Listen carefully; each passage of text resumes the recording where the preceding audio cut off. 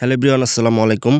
আপনার Facebook ID অন্যজনের ফোনে লগইন আছে কিনা বা অন্যজন চালাচ্ছে কিনা কিভাবে চেক করবেন আজকের ভিডিওতে আমি আপনাদের সেটাই দেখিয়ে দেব।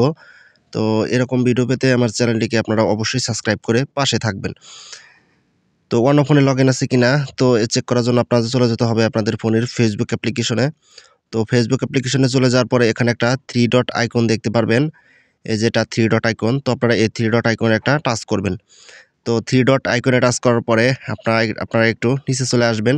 নিচে চলে আসার পরে এখানে আপনারা দেখতে পারবেন সেটিংস অ্যান্ড প্রাইভেসি নামে একটা অপশন রয়েছে। তো আপনারা এই অপশনের উপরে একটা টাচ করবেন। তো এই অপশনের উপরে টাচ করার পরে এখানে আপনারা দেখতে পারবেন সেটিংস নামে একটা অপশন এসেছে।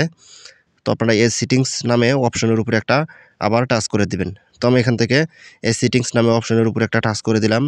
তো এখানে টাচ করার পরে এখানে আপনারা দেখতে পারবেন উপরে একটা অপশন রয়েছে সি মোর অ্যাকাউন্ট সেন্টার। তো আপনারা এখানে একটা টাচ করে দিবেন। তো এখানে টাচ করে দিলাম। তো এখানে টাচ করার পরে এখানে আপনারা দেখতে পারবেন একটা অপশন রয়েছে, সেটা হচ্ছে পাসওয়ার্ড অ্যান্ড সিকিউরিটি নামে একটা অপশন। তো আপনারা এখানে একটা টাচ করে দেবেন। তো আমি এখানে টাচ করে দিলাম। তো এখানে টাচ করার পরে এখানে অনেকগুলো অপশন আসবে। তার ভিতরে এখানে দেখতে পারবেন হোয়ার ইউ লগইন ইন। তো আপনারা এই অপশনের উপরে একটা টাচ করবেন।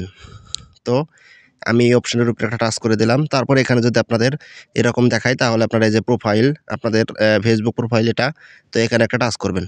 তো এখানে টাচ করার পরে এখানে আপনারা একটা জিনিস লক্ষ্য করবেন, সেটা হচ্ছে এখানে কিন্তু দেখতে পাচ্ছেন আমার ফোনের ডিভাইসটা কিন্তু এখানে শো করতেছে। তো এখানে কিন্তু আপনারা যদি দেখেন যে এখানে অন্য ফোনের ডিভাইস রয়েছে তাহলে বুঝবেন যে সে ফোনে লগইন রয়েছে।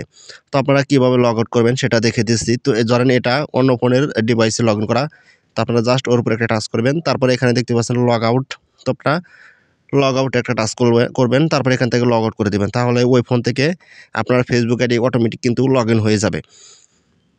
তো এভাবে কিন্তু আপনারা খুব সহজে কিন্তু চেক করতে পারবেন এবং কিন্তু লগ আউট করতে পারবেন।